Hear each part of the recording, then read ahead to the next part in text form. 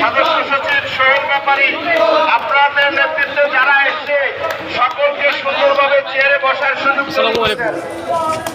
পল্লবী থানা শ্রমিক দলের নেতৃত্বকে ধন্যবাদ। আপনারা সকলেই বসে যান, আপনারা সকলেই বসে যান।